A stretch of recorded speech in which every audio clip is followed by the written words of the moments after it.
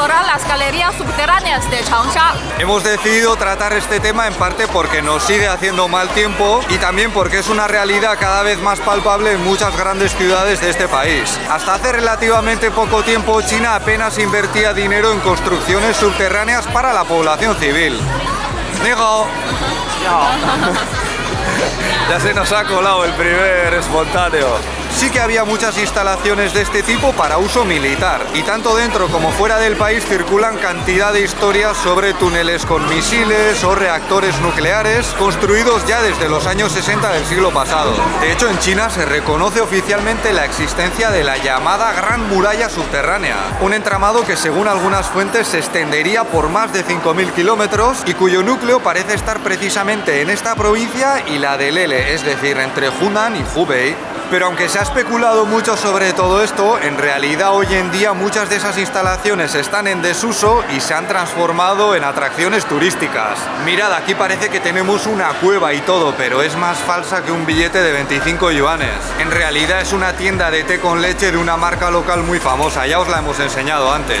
Las construcciones subterráneas para civiles eran algo poco habitual hasta finales del siglo pasado, pero ahora se están desarrollando muy rápido. Pekín abrió su primera línea de metro al público en 1971, pero Shanghai, por ejemplo, tendría que esperar hasta 1995. Y la mayoría de ciudades de segundo nivel, incluidas algunas del primero, como la muy avanzada y famosa Shenzhen, no lo verían hasta comienzos de este siglo. Aquí en Changsha se abrió la primera línea en 2014, hace nada, pero ya tenemos 5 en funcionamiento y hay planes para otras tantas. Y la tecnología empleada en esas obras de infraestructura bajo tierra se está utilizando para crear galerías conectadas entre sí en grandes redes de servicios. Las galerías de Changsha no son de las más grandes que hemos visto, pero tienen 2 plantas. Serán varios cientos de metros en cada nivel y como no vayas un poco atento te pierdes, ¿eh? Aquí la galería se conecta con el metro y es una forma muy inteligente de unir transporte y consumo. Antes de ir a trabajar o después de completar la jornada puedes pasar por aquí de camino a casa y además de desayunar o cenar a lo mejor caes en la tentación y compras alguna tontería no demasiado necesaria.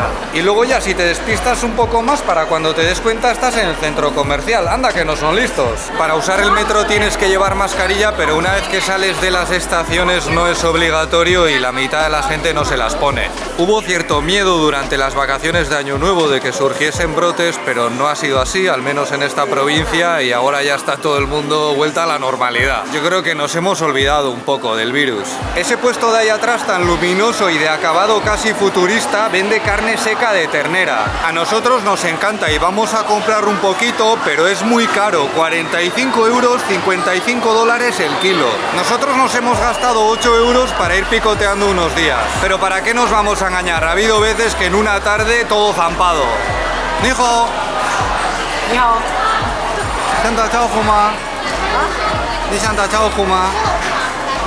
Hello. A mí si se me cuela gente en la cámara siempre les ofrezco saludar, oye, qué menos. Mirad, este tipo de tiendas me llevan bastante tiempo llamando la atención. Está todo súper organizado en estanterías y tiene un diseño que yo creo que es como droga para el cerebro. Este orden tan claro ejerce un atractivo muy fuerte sobre mucha gente, no me cabe duda. Es como que están haciendo trampa porque saben que esto a nuestras neuronas les encanta. Mucha gente como Lele no se puede resistir y al final acaba comprando cosas que... en fin. A ver, yo también he comprado tonterías aquí, pero soy muy consciente de lo que intentan hacer con mi mente. Y no creo que esto sea invención de los chinos, me da que también viene de Japón o Corea del Sur. Pero aquí está teniendo muchísimo éxito, aunque ya os digo que a mí me da un poco de repelús. Claro, para tenerlo todo así necesitan un montón de empleados reponiendo, pero supongo que les sale rentable, porque si no, no me explico que haya cada vez más tiendas así. Estas tiendas que venden complementos son el paraíso para mí, me encantan. A mí también me encanta venir a este tipo de sitios, no se me nota en la cara. Ahí al fondo hay un hombre que también ha venido a esta tienda con su señora y lo está pasando súper guay. Esta es una tienda de decoración y ropa tradicional, todo muy cookie. Ya sabéis que esto de vestirse a la antigua se ha puesto muy de moda últimamente y tienen una sección bastante grande solo para pelucas, cosa que me ha sorprendido un poco. Cuidado que a lo mejor a mí me iría bien una de estas que tiene gorra y peluca todo en uno. A ver, oye, pues no está mal, Parezco Otto, el conductor de autobús de Los Simpson. En los subterráneos quizás es más difícil encontrar marcas de lujo, pero tampoco es el inframundo, Veo muchos jóvenes clientes que podrían ser de familias de clase trabajadora, clase media, media baja e incluso algún que otro niño pijo. De acuerdo con los datos de los informes oficiales, desde 2016 hasta 2019 se han invertido cada año en este tipo de obras unos 190.000 millones de euros, alrededor de 230.000 millones de dólares. Y ahí se incluye lo gastado para las líneas de metro, los parkings subterráneos, galerías como estas, etcétera, etcétera. En los últimos 5 años esa superficie ha aumentado hasta superar los 1.000 millones de metros cuadrados, una cifra difícil de asimilar, al menos para mí. De entrada se podría imaginar que este tipo de galerías se concentran sobre todo en el norte porque hace mucho más frío y sus condiciones climáticas, entre comillas, suponen una ventaja mucho más grande. Pero no es así, en realidad la mayoría están en el sur y esto seguramente tiene mucho que ver con que la realidad económica allá es más favorable. Uno de los datos más llamativos desde mi punto de vista es que en materia de transportes bajo tierra, en los últimos 50 años China ha alcanzado prácticamente a lo construido en Europa y América en los últimos 150 años. O sea, se mire como se mire, es un avance tremendo y lo que queda todavía. Pero no todo es bonito en esta historia, también se ha llamado la atención sobre la cantidad de accidentes que se han producido en los procesos. En el año 2019 hubo un total de 243 accidentes en los que murieron más de 300 personas, la mayoría trabajadores de la construcción. Y esto ha supuesto un aumento del 50% sobre el año anterior. Las condiciones laborales son algo que preocupa a muchos aquí y que cada vez más gente denuncia. Pero también habría que ver cuántos accidentes y cuánta contaminación nos ahorramos con este tipo de infraestructura peatonal, porque sabemos que esos dos factores contribuyen muchísimo a la tasa de mortalidad de China. A lo mejor es que me estoy haciendo viejo ya, pero yo veo algunas tiendas aquí que así de entrada no entiendo lo que venden. No tengo ni idea de qué son estas cosas, que alguien me lo explique, por favor. 这个是我们米家门店的一个打卡性的一个 logo， 然后是设计灵感的话是来自于马达加斯加的一个热带雨林，然后它的一个制作工艺的话是一个纯手工的一个人工一个针线的一个缝制，就耗时的话是比较久，比如说长达1个半年的一个制作工期。 Yo pensaba que eran de esos muebles para los gatos, para que se entretengan jugando y arañando, pero ya veo que no. De hecho, son la obra de un artista y todo el lote de muebles, entre comillas, cuesta más de 15.000 euros. Mirad, aquí hay un chico que está cantando y haciendo una transmisión en directo. Supongo que ha pedido permisos para poder hacerlo porque tiene un equipo muy profesional, tiene su portátil, luces, cámaras y ayudantes. Y lo estamos viendo mucho por aquí, aunque a lo mejor también es cosa de esta ciudad. Esta provincia es famosa por tener algunos de los canales de televisión más populares de todo el país. Varios de los programas más vistos, sobre todo de eso, de entretenimiento, se emiten desde aquí. Yo me acuerdo que cuando vivíamos en el noreste, debido al frío, solíamos venir más a este tipo de sitios, pero entonces no estaban tan cuidados ni tan limpios como este. Yo creo que cada vez se presta más atención a esos aspectos y se invierte mucho dinero. Este país no tiene fama de ser tan limpio como Japón, pero a mí me da la impresión de que va en el mismo camino.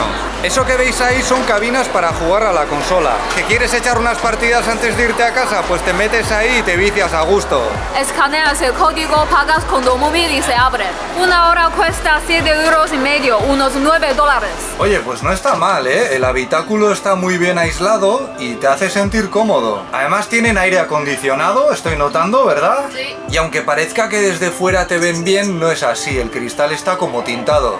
Hay una cámara de seguridad arriba, supongo que para disuadirte de que realices ciertas actividades que podrías hacer en una cámara aislada con compañía, o a lo mejor también por tu seguridad, por si te da un ataque mientras estás aquí jugando y nadie se entera. Pero no sé, a veces pienso que los jóvenes chinos son un pelín más formales para ese tipo de cosas. Yo creo que es mejor ir a las tiendas de videojuegos a echar unas partidas por la cara. Nosotros lo hacíamos cuando éramos chavales.